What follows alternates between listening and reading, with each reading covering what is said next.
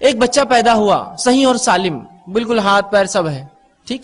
دوسرا ایک لڑکا پیدا ہو، بچہ پیدا ہو جو اپاہج ہے. اس میں اس کی کیا کمزوری تھی اپاہج جو پیدا، اور اس کی کیا خصوصیت تھی جو صحت مند پیدا ہو؟ بتائیے کچھ ہے؟ آپ کہیں گے اللہ نے اس کو اپاہج پیدا کیا، اللہ نے اس کو صحت مند پیدا کیا. کچھ لوگ ہوتے ہیں جو معذور ہوتے ہیں، کچھ لوگ صحت مند ہوتے ہیں. کچھ لوگ آنکھ والے ہوتے ہیں، کچھ لوگ اندھے پیدا ہوتے ہیں، ہے نا. کچھ لوگ پیر کے ساتھ ہوتے ہیں، کچھ لنگڑے پیدا ہوتے ہیں. کچھ لوگوں کو ہاتھ ہوتے ہیں، کچھ کو ہاتھ نہیں، ٹنڈے پیدا ہوتے ہیں. کچھ لوگوں کو اللہ عقل دیتا ہے، کچھ لوگ پاگل ہوتے ہیں، ان کو عقل نہیں ہوتی ہے نا. ایسی ہوتا ہے نا، سیدھی سی بات ہے. اب میں سوال کرتا ہوں، یہ جو بچہ کسی کو ہوا جس کو عقل نہیں اور شعور نہیں ہے، اور جس کو عقل اور شعور ہے، دونوں میں کیا فرق تھا؟ کس نے اس کو ایسا کیا؟ آپ کہیں گے یہ تو اللہ کا فضل اور نعمت ہے، اس نے جیسا چاہا اولاد دی. کسی کو اولاد صحیح سالم دی، کسی کو معذور دی، کسی کو جو ہے ہوشیار دی، کسی کو کمزور دی، کسی کو صحت مند بنایا، کسی کو بیمار پیدا کیا، کسی کو پورے آزاد دی، کسی کو کم آزاد دی. اللہ کی مرضی ہے نا. تو اسی طرح سمجھ لیجئے کسی کو مالدار پیدا کیا، کسی کو غریب، اس میں کوئی خصوصیت اور اس کی خامی نہیں ہے.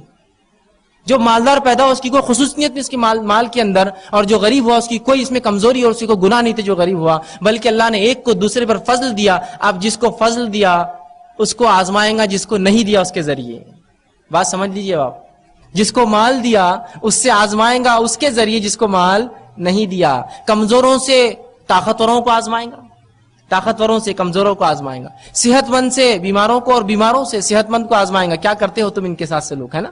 کمزوروں کے ساتھ کیا سلوک کرتے ہو، بیواؤں مسکینوں کے ساتھ کیا کرتے ہو، یہ کمزور ہے سماج کے، دیکھتا ہوں میں تم کیا کرتے ہو، اس کے مطابق تمہارے فیصلے ہیں. تو مال اللہ کی ایک نعمت ہے، اور مال کوئی شخص اپنی محنت سے نہیں کماتا، مال انسان تقدیر سے لاتا ہے. مال انسان تقدیر سے لاتا ہے نا. ہوتا ہے نا بہت سے ایسے لوگ جو آپ دیکھتے ہیں نہ پڑھے لکھے ہیں، نہ کبھی زندگی محنت کی، لیکن اتنا مال کماتے ہیں. یہ اللہ کا فضل ہے، سیدھی سی بات ہے، سیدھی سی بات ہے. دیکھیے ایسے لوگ، اور اس میں مسلم اور غیر مسلم کی بھی تفریق نہیں ہے. بہت سے مسلمان مالدار ہیں تو بہت سے غیر مسلم بھی مالدار ہیں.